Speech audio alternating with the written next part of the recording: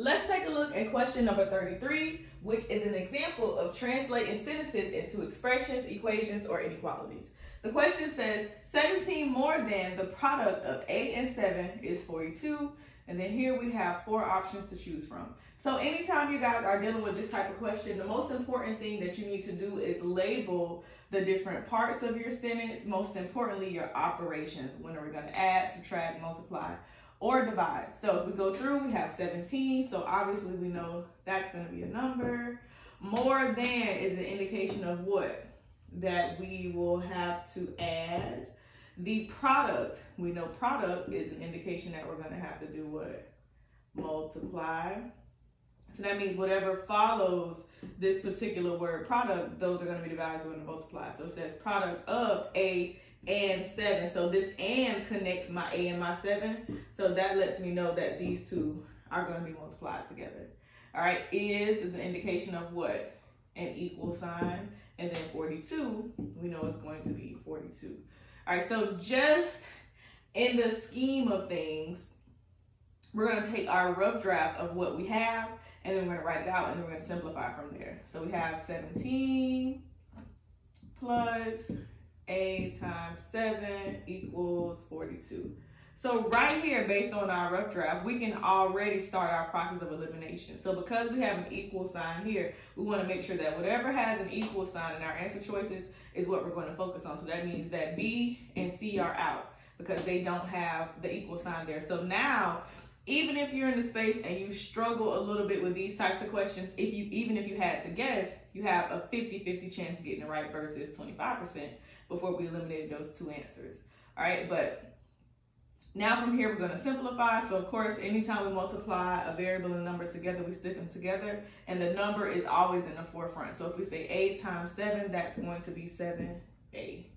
All right, I'm going to bring everything else down. Now, because we are dealing with addition, remember addition can be written 2 different ways. So we can always flip-flop it because that doesn't change the answer, basically. So 17 plus 7a equals 42 can also be written as 7a plus 17 is equal to 42. And this is only with addition. You can't do this with subtraction.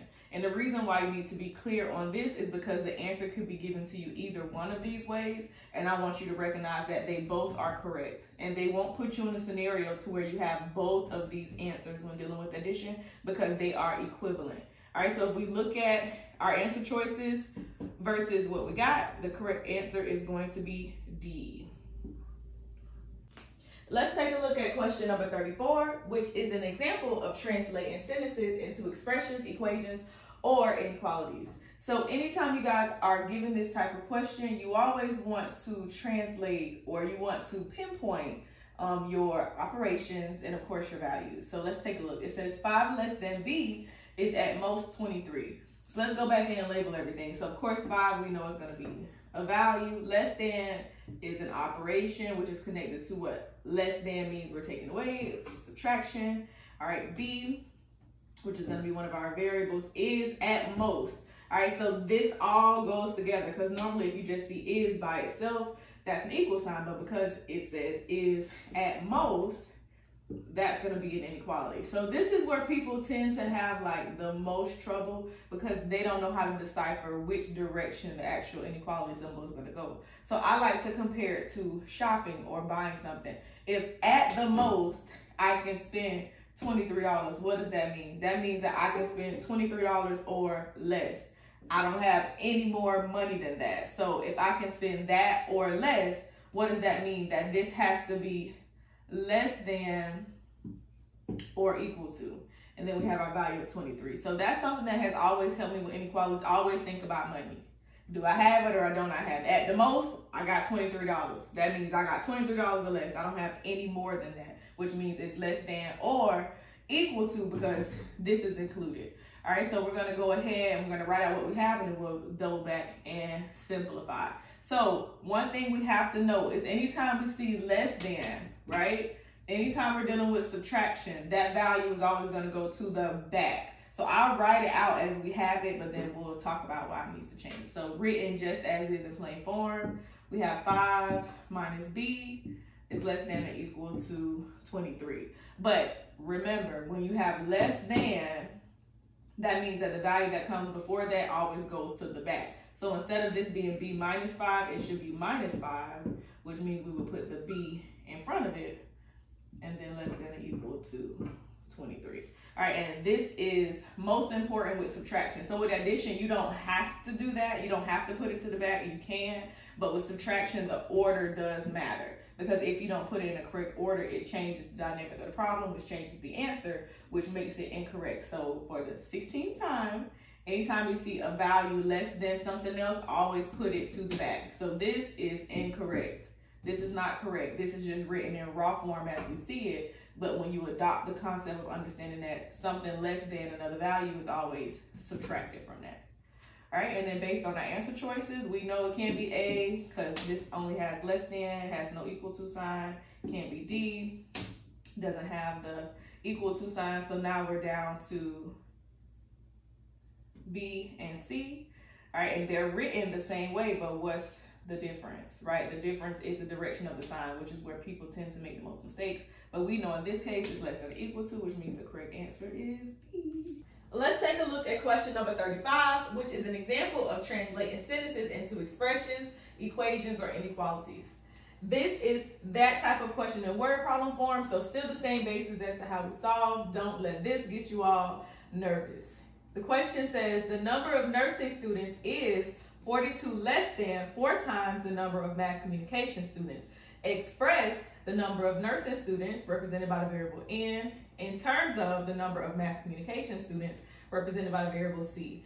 So normally with these types of questions, we're dealing with like variables like X and Y, or we can choose our own variables, but because variables are included in parentheses next to what we're actually talking about, these are the variables that we're going to use. So we are going to approach this as we normally do. We are going to pinpoint our keywords, our key numbers that identify our operations, and then we're going to go from there. So it says the number of nursing students is, so we know, of course, is going to be where my equal sign is going to go. All right, we have 42, and then less than we know means what? That's where our subtraction is going to go. And if we look on the other side of that, it says 4, so we have the number 4, and it has times. So of course we know times is going to be multiplication, and then the number of mass communication students. All right, so they give us our actual variables in this sense. We know that nursing students, of course, is going to be highlighted by the variable N. All right, and then we know mass comm students is going to be highlighted by the variable C. All right, so if we look at what we have so far and we just put it together based on what we see, we can go there and simplify. So we're going to say N equals 42 minus 4 times C.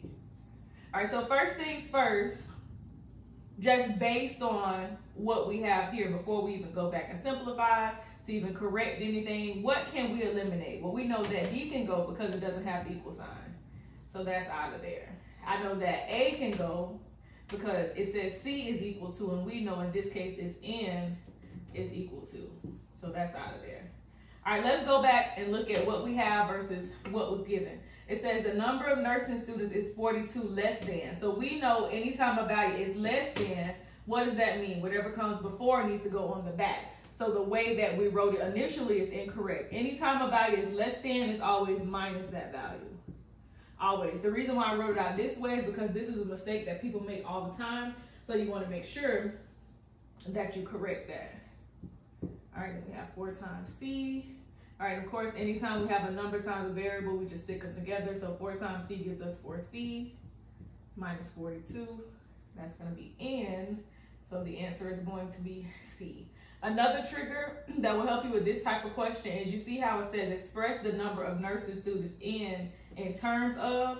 In terms of is another way of saying equal. So it's like saying N is going to be equal to something that includes C, which again helps us here. Because sometimes in these questions, people will get the back end right, but they may confuse where the variables go. So you want to be clear on that particular type of question. So again, an example of translating sentences into expressions, equations, and inequalities, but this particular question is in word problem form, so same basis that we use. We always want to point out our values and whatever operations we're going to be using. In this case, they assigned us the actual variables instead of us choosing our own. Plug them in, and then always remember, anytime a value is less than something, that means it goes to the back. All right, so remember, the first way I wrote it is incorrect. I just wrote it based on what we see, because sometimes people will get super comfortable doing that, but always remember to do that in the end, and you will be good to go.